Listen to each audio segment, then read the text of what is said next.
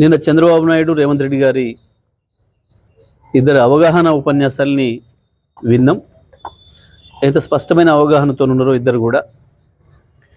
బనకచెర్ల కట్టి తీరుతామని, బనకచెర్లలో ఏదో వృధా జలాలు, సముద్రం పోయే జలాలు మా మీద చెల్లిపోతున్నాయి, మేము వరదలు భరితంగా నీళ్లు వాడుకోమా అని చెప్పేసి మాట్లాడుతున్నాడు చంద్రబాబు నాయుడు.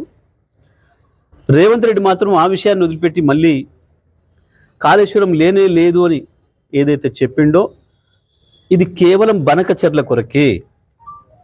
చంద్రబాబు నాయుడు ఉపన్యాసానికి మద్దతుగానే రేవంత్ రెడ్డి గారు మాట్లాడారు తెలంగాణ ముఖ్యమంత్రిగా. రెండు వేరు ఉపన్యాసాలు కావు, ఒకటి పోటీ ఉపన్యాసాలు కావు. చంద్రబాబు మాట్లాడిన దానికి సపోర్ట్గానే రేవంత్ రెడ్డి మాట్లాడిండు. లేనే లేదు కాళేశ్వరం అని మాట్లాడడం అంటేనే చంద్రబాబుకు వంత పలకడము. దీనికి వేరే ఇంకేందో సాక్ష్యాలు, ఇంకేందో వేరేది అక్కర్లేదు.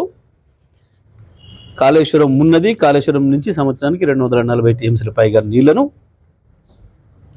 వాడుతున్నామని చెప్పాలి.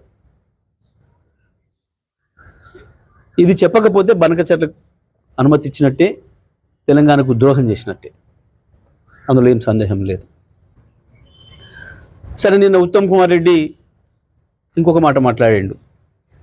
ఏదో దేవదల నీళ్ళు ఏదో తెస్తా మీకు అని చెప్పేసి మాట్లాడింది దొంగ తృప్తికి. అంటే దీంతోనే వీళ్ళకి అర్థమైంది, ప్రజలకు అర్థమైంది, మీరు ఇన్ని రోజులు ఎస్ఆర్ఎస్ నుంచి తెస్తున్నాం నీళ్ళు అని చెప్పిన మాట ఏదైతే ఉందో అది అబద్ధం.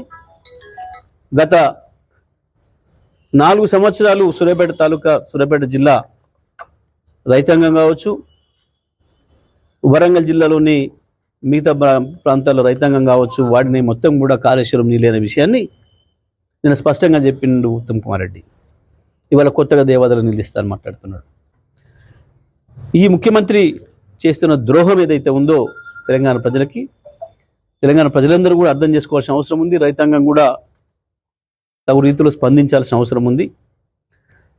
నిన్నటి స్వాతంత్ర దినోత్సవ సందర్భంగా చేసిన ఉపన్యాసాలు చంద్రబాబు నాయుడుకు ఉపయోగపడే పద్ధతుల్లో, చంద్రబాబు నాయుడు ఉపన్యాసం కొనసాగింపులో భాగంగానే రేవంత్ రెడ్డి కూడా మాట్లాడిండు.